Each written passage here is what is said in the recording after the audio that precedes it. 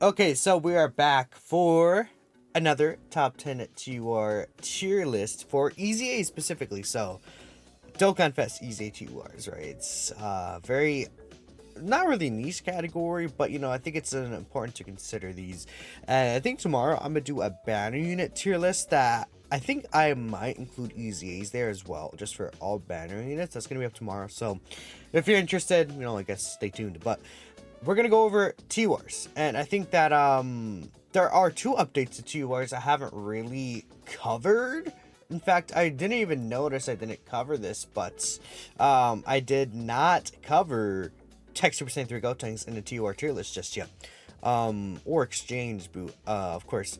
We're gonna hold off on this guy. Now, this guy, I think, if he's on this list, he would be one. And I think it'd be pretty easy, right? But he does come out next week, unlike Kefla, which I don't know when Kefla is going to come out. So I decided to eventually just put her on the list. And I haven't seen gameplay of this. Well, I've at least seen some gameplay of Kefla. I heard word of Kefla. This guy, I have nothing, right? He comes out on the 8th at 1 a.m. Pacific time, my time. And I'm going to go crazy, dude. I'm going to go insane. But I do want to point this out because a lot of people are going to be like, where's TEQ Gohan? TEQ Gohan's not on the list because he's not out. And, no one's been able to use him. So, that's the thing there. So we're going to wait to see. But I'm like 99% sure he's going to be one on the list. But, maybe he won't. Maybe I'll be like, oh, no. Probably not, but... Okay, let's start here. We're just going to start at 10, right? We're just going to hop right into it. A lot of these characters are characters we know from the past. We haven't really gotten too many EZT words because, over the course of the last few months, Dokkan had been giving a lot of LR EZAs, right? Until post anniversary. During the anniversary, and even in New Year's, all like we went from AGO 13, then we had New Year's, the anniversary, right? And then after that, we did not get an EZT war until Bardock. Then we got Bardock, Super Vegeta, AGO Super Saiyan 3, Goku Super EZA, and then now we're getting a lot of TUR 2 EZAs, which is good, right? But number 10 spot is, and then I'm going to close this, but easy TURs, right? Number 10 spot is Physical Super Vegeta. I think Physical Super Vegeta is going to be number 10. And again, there's a couple of options for this spot, actually. You could consider Beerus, which I actually don't have here. You can consider Beerus for the spot. I think you could consider MVP 17 for the spot. You could consider even Tech Trunks for the spot. But I just put Physical Super Vegeta here. I think he's just a safe-ish option as a floater character. He's always going to take double digits normals, even against like Blue Gogeta's normals. This guy's able to tank double digits, I believe, right? I guess don't 100% correct me on that because those normals hit really hard and he's type disadvantage, but he should be able to take at least very close to double digits, right? So this guy is not really gonna be having an issue in most content, right? Especially because just of how much harder content does hit, right? I think global players are like barely experiencing this a little bit with the Red Zone that just came out. I've seen a lot of global players be like, oh my goodness, this Super Blue Red Zone is insane. And for me, I'm like, it's pretty difficult, but it's not like, anything too crazy. I don't know if this is the Majin Buu Saga Red Zone. No, it's this one right here. Let's see, what is this? Okay, that's the Buu Cube Zero. We'll talk about later, but like, we see this. This is a place where Super Vegeta will be bad, right? But 1.5 mil AoE. It's pretty tough though. I would say it's not easy at all. Probably at the end of this celebration, I'll make a tier list of bosses again, including the Buu Saga bosses, right? But yeah, back to my point again. These bosses normals could just hit so hard. Like Buu's normals, he's barely hitting like 520k, right?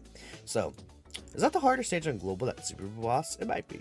You could probably argue fusing some monsters harder, but all right. Next we have AGO Bardock. He sucks. I mean, I don't know. This guy, he was not given love. They raised him in a loveless home. He was like a forgotten child. I'm sorry. I don't know. I'll be real with y'all. This is what kills him probably. If he had that 50% reduction with his pure Saiyan allies, like that'd be so much better. But he's just like bare bones 300k defense, and it's like he's designed as if he's gonna get this 50% reduction all the time, but he's not, because like this team is so bad that like this is unrunnable. It's genuinely like unrunnable. Well, you could use items and run it, but and the most difficult content, of course, right? If you're going into like legendary Goku event, Bardock will cook. If legendary Frieza event, the Bardock will cook as well, which sure. I guess, you know, this guy being good, and of course a lot of those other events will be helpful for free-to-play players, but like, you know, all these other characters are usable in high-end difficult content.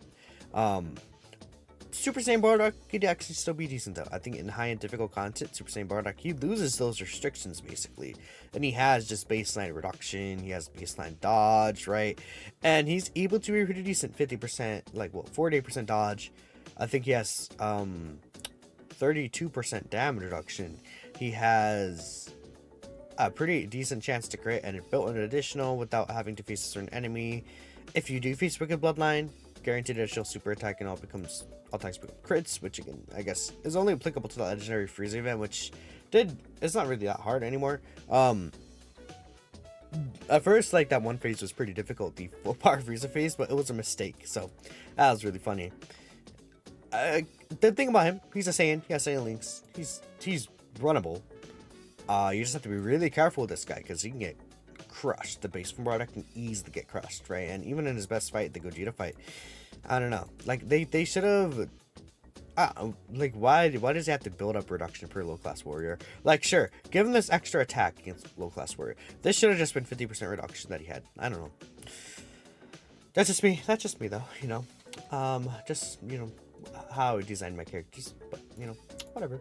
Next we have Future Gohan here, and then I'll probably put the next character as well. Again, this is another character I talked about, AGL Zamasu, so we'll put both of them here. Now I think these guys are relatively interchangeable. I think that you could be like, you know, oh, I like Future Gohan better, oh, I like Zamasu better. Sure, either one of those works. I think they're very similar in terms of power.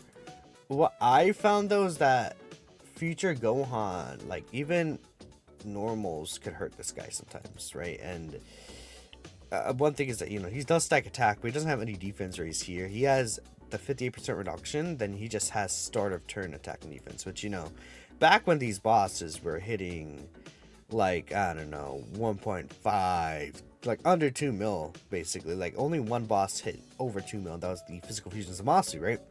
But this guy, obviously, you know, it's, like, if this guy dies to a 2 mil type disadvantage super attack, I'm not going to be like, oh, he sucks, you know. It is what it is. I think there are some situations where people were able to, like, make this guy survive. Don't quote me on that, but it's been some time. There's also, like, way more Trunkses, right? Way more androids. Future Saga enemies were, like, the biggest things. Now they're not anymore. So this guy is not as good in the end game, like the part of endgame content used to be. Also, I think Zamasu, again, his stacking, his type being AGL is super good. Like, you know, AGL types, there's a lot of STR bosses that are running around. So I feel like with that in mind, this guy is able to, like, kind of sneak through. And he does have the 50% reduction and stacking, which does matter, right? I've had this guy really good in Gogeta, right? The Gogeta fight. Maybe that tech phase could be a little dangerous, but this guy, he's able to cook in the Gogeta fight, which I think is really nice to see. And you could choose to mutate and then get some pretty big damage. Most of the time I probably wouldn't, but he does provide a debuff, right? 10% debuff, which could be pretty cool, right? But I like the Zamasu. I think, again, his base form could be a little scary, but I also think this guy's base form could be a little scary because he has to be under 70% HP for the reduction. Now this could activate within the turn. Sorry, wait, someone came in my room. Yeah, but he has 50% reduction under the 70% HP, which sometimes it could be, like, inconsistent to get that, or, like, you know, this guy, like, oh, you're not under 7%, and then you take an attack for, like, 300 damage, and, like, oh, no, I have it. Yeah, thanks, man. You know, it's like, it's the same principle where, funny enough, I have struggles getting S tier Super Vegeta to transform sometimes on some of these really strong teams. Well, this guy's on bottom master disciple with Beast Gohan, dude. It's gonna be sometimes difficult to get under 70% HP. So, you know, and then this guy just, like, takes a buttload of damage. You're like, ouch, you know, it's crazy. Like, if he takes all that damage, I think it's supered after. It's like, it's crazy. But that's that. These are these two right here. Again, I think they're still able to be used post, like, you know, 9th anniversary content. Like, this guy still would be really good in a lot of content. This guy's able to cook, so I do like them both in terms of designs. Now, next we have STR Super Vegeta. Not Super Vegeta, Super Vegeta. This guy, I think that they maybe held back a little on him. I think he's still good, but I'm not like he's crazy, you know, like some of these other EZA TURs I feel like are really, really good. The issue with this guy is that he only has a 5-turn guard in a meta where events are lasting like 8 turns, 9 turns, you know, and then after that he's like a sitting duck. He works really well with the TEQ Super Saiyan Vegeta that came out. I don't know. And then he has all these buffs against Cell that you won't ever see. Like, all of this is against Cell. No, wait. Sorry. All of this is against Cell. And it doesn't count Cell Max. Cell Max does not count. So, like, it's that one red zone against a Cell. And that's it, you know? I don't know. This, you're not really going to get used to it at all. Like, all the extra stats, the guaranteed additional super, the guard, guaranteed post turn 5. You're not going to see that. He hits pretty hard though, so he's able to push your team a lot forward to the point where, you know, you could argue in some of these faster teams, like, okay, this guy is on Massive Evolution, right? You know, I think, I don't think the new Super Saiyan 3 Goku leads this team, but he is on this team, for example, right? Is Vegeta on accelerated battle? I doubt it. Yeah, he's not. So, like, I don't know, if you can get a team with him on, like, this guy's gonna push the team really hard, this guy will push the team really hard, right? That's just, like, a general idea. Like a more offensive team, this guy would really like, but like the team he's best on with the TEQ Vegeta wants to kind of move a little slower. I feel like the Super Saiyans team, right? Wants to move at a medium pace, while this guy wants to really blow through events. So yeah, what could they have done? Make his guard permanent? Yeah, that is probably it, and he would have been a lot better. Yeah, I don't know. And then he has to receive an attack. He has to set in slot 1, but he's not like the best defensively. And then, you know, he suffers offensively if he doesn't receive the attack. I would have made some changes to this guy, but he's still good. I mean, he is number 6 on this list, but you know, he's not like spectacular like some of these other characters. Next, we have EGL Super Saiyan 3 Goku. And then, again, I talked about this guy a lot in the last video, but next we have EZA, or the Super EZAs, right? Super EZA, Super Saiyan 3 Goku, and Super EZA TEQ Gotenks.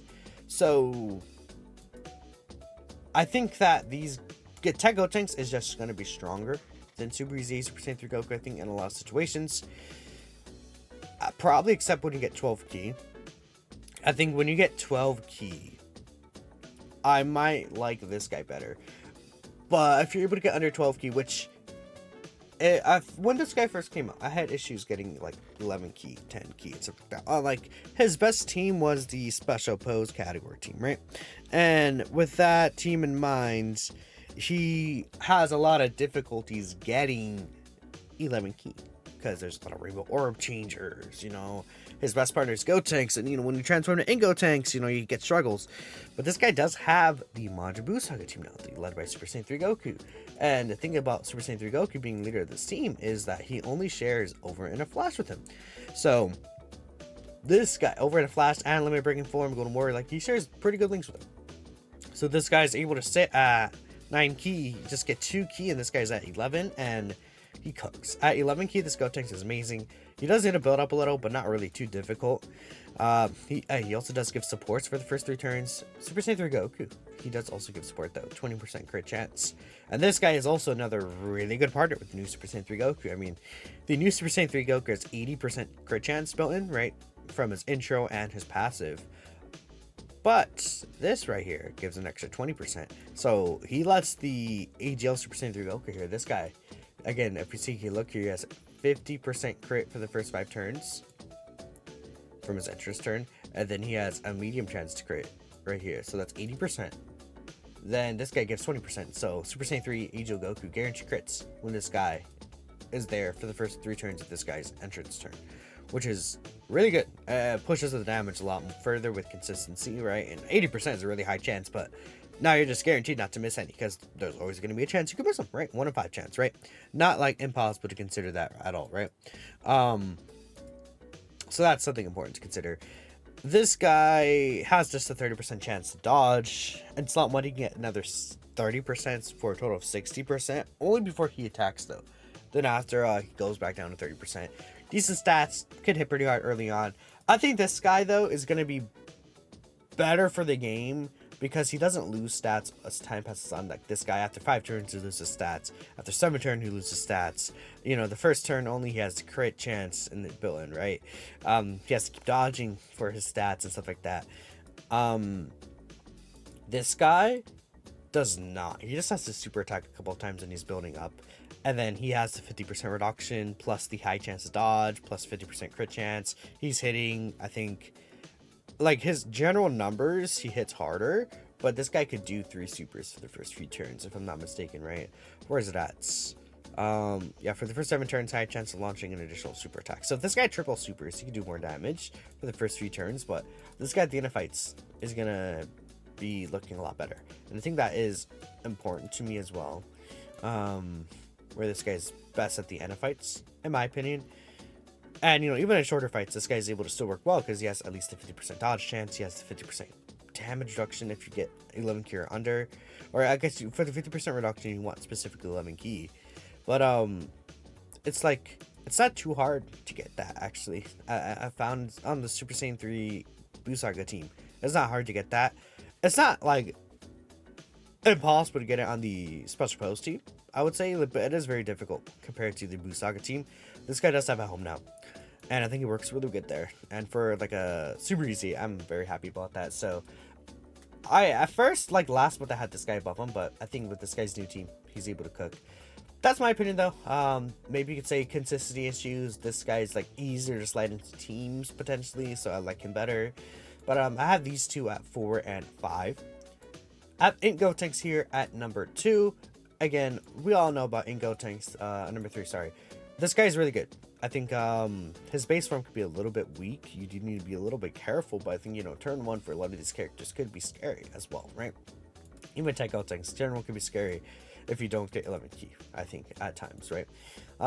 Super Saiyan Gotenks, really good. I think, you know, he has the 50% chance dodge plus the separate 20% chance dodge. It's usually floated off, right? Could do pretty decent damage, nothing crazy, but you know, like he could do like triple 11 mil, like 11 to like 14, no, like 11 to 13 to 14 mil basically. I've seen this guy do in some situations, which is pretty nice. He has the built-in crit chance, which I've seen proc sometimes, not a lot, but it can happen. The great chance to launch an additional 70% chance. Sometimes it doesn't happen, sometimes it does, right? You know, it's RNG. But this guy, they still made him a lot more consistent compared to what it was pre-EZA, where his stats were RNG. High chance of 50% attack, high chance of 50% defense. That was twice, right? He still does have a great chance to stun, which is pretty cool. And then he raises his defense greatly for 4 turns. So, like, even if you float this guy off rotation, this guy's able to come back and keep those stacks that he gets. The minute he goes Super Saiyan 3, man, he's crazy. Guaranteed crit for the first turn. He's doing just super good attack stats with that. Guaranteed additional super attack. 70% chance dodge. Plus, again, the separate 20% chance dodge. Even after the turn 1 guaranteed crit, he is still getting a high chance to crit. 4 turn, greatly raise attack and defense. So, like, next turn, he still is able to keep those multiple turn stacks. And, I mean, this guy's good. Like, his defense gets pretty high start of turn. So, and he has a 70% chance to dodge on top of it. Like, this guy is able to do this overall really, really good. Now I would have Kefla above him. Now, I've seen a lot of people say they like Gotenks better because Gotenks does not have the keysphere restrictions. But I don't think it's hard to get her keysphere restrictions. I think a lot of people are, I'm real, a lot of people are capping. Like, the keysphere restrictions are not difficult, dude. On her teams that she's on, like Universe 6. Okay, let's say Universe 16, led by Kale, right? No. Kale, maybe not the best character ever, but I think I used her in Gogeta Blue. She was able to still kind of work well. Like, you have Vados Orb Changer, STR Kaba, STR Hit, STR Keysphere Changers, right? There's a lot of Orb Changers there for her. There's been a lot of Orb Changers. And I think one thing is that maybe Global doesn't have Gogeta, right? You know, Gogeta is a really powerful Orb Changer. But, like, let's take a look at just the Orb Changes we've been getting, like, in the past few months. We've gotten a lot of Orb Changers. A lot of Orb Changers, right? Let's just scroll down here. Maybe, okay, like, Ginyu is not an Orb Changer, actually, sorry. Mr. Buu was Orb Changer. I don't think Mr. Buu shares any teams with her, though. But, like, I think during the anniversary, we did get a couple of Orb Changers that I think do matter, right? So, like, let's say, rainbow orb changers. Where is it? Like Beerus is a rainbow orb changer.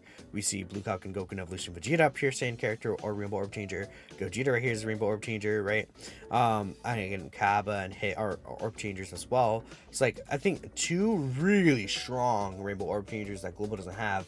And I think that probably does matter. Because, like, again, she's not a pure Saiyan actually, huh?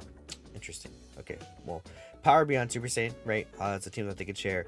We see the Tournament Participants team, right? It's another team they could share. Gogeta, like a Fused Fighters team, Final Trump Card team, right? Super Saiyan's team as well. Transformation Boost, like a lot of these teams, you know, you're able to put Kefla on there. There's a good amount of Rainbow Orb changers on these teams. So, I personally don't see the issue with her getting 6 key, but I haven't used her in game myself. And also another thing, she's able to transform a turn earlier than Gotenks, which I think matters a little because she's able to be at her strongest a little earlier. While it's good to be at your strongest at the end of the events, if you're gonna be as strong as you are on turn 7 than turn 5, or if you're gonna be like she's technically even gonna be stronger in turn 7, but you get the point. The overall passive, like she doesn't lose stats, she just keeps gaining stats. So her being that good on turn 5, I think could matter for like a little bit of like these shorter-ish events, right? Now again with Kefla, if you don't get the orbs, things could be a little dangerous for sure, right? I definitely agree with you there. Things could be a little dangerous if you do not get the 6 orbs, right? But even with just the 3 orbs in her base form, she still has a high chance dodge, right? Which is the important defensive thing. The additional super attack would be great, but you know, the high chance dodge is the biggest thing here. She only needs 2 key spheres right here, and then sure, 50% defense right here. So you would ideally like to get the 4 key spheres, and then you know, if you miss the 6, it is what it is. But yeah, the 6 key spheres is mostly for offense. Like if you're worried about it defensively, which I've seen a lot of people talk about, you realistically only need 4 key spheres here. You only need 3 key spheres in the base form. Super Saiyan 2 Kefla, you do want 6 key spheres though. I think that's important to consider for the 70% dodge chance at the end of these events. I think it's very massive. Another thing is that she gets all her stats on super. So like, you know, I think there's like some AoE bosses. Like let's say, I mean, especially like the Subaru boss, this girl's not gonna be good there. To be fair, Gotenks could get like destroyed in that boss too, right? If he doesn't dodge. So they both have to dodge, right? But yeah, I think the damage she does is just way too high. Then they both still do rely on their 70% dodge at the end of the day. So that's really what it comes down to. And sure, if you think Gotenks is better because he's easier to use because he doesn't have an orb restriction, you don't have to worry about it. I understand that sentiment. I just don't think the orb restriction is difficult. Tag exchange move is one. I think it's not like easily one, I would say. I think that he's one. I would put them in like the same tier. Like, okay, if I was gonna group them in tiers, I probably would group these 3 together. I would group these 2 together. Then I'd group, I guess, the rest of these. It doesn't even matter, but like these 2 together. And then like, I don't know, just blur. Maybe put this guy with these guys to get pity out of him. I don't know. I doubt it. Bardock's pretty bad. But I think the most important thing is that these 3 would be together and these 2 would be in a tier together. That's how I would rank it personally. Maybe you could even throw Esther Vegeta in the tier with these 2, but I wouldn't really do that, I think. So with this guy, again, turn 1, you're not really going to see it, but again, even turn 1, he has 70% reduction. On the team you're going to run him, which is Majin Power, right? Majin Power, Majin Buu Saga, Extreme Class is also Majin Power. So like, you're going to do that. There's like rarely Majin Power enemies, so he's able to get his full stats. Just a 1 turn thing, pretty decent. 400k defense-ish post super attack with 70% reduction for turn 1 is perfectly fine. These bosses are not hitting you for 1.5 mil turn 1 for the most part, right? I wonder, okay, I haven't actually taken him in Cell Max, but like, let's say Cell Max, for example, right? In fact, we're gonna do some Dokan math here. You know, we'll do some Dokan math. Let me bring it up here, the calculator real quick. Yeah, bam, there's the calculator on the side right here. So Cell Max, how hard does Cell Max hit you? In fact, you know, I should bring up the damage taken Dokan calculator. Dokan damage calculator. Yeah, there it is. This is a calculator that is used for like to see how much damage units he could take. So like, let's say in this situation, Boo, in my opinion, he usually had about 400k defense, right? This is about 400k, right? Then Cellmax's attack for the stage 2, the Cellmax boss spin. Where is the Cellmax event, man? I lost it. I can't find it. I think he hits for about, there it is. Let's check. I think it's about 2 mil, 2.5 mil actually. So let's say in this situation, Cellmax hits for 2.5 million. 1, 2, 3. Then he is extreme class, and then he is an STR boss. So we calculate that. Then tech, you're taking 361k from the Cellmax boss event super attack with just Fat Boo. And you know, that's really good. Obviously 70% reduction is a lot. Now this is post attacking. If this guy is like pre-attacking, he's at 300k defense.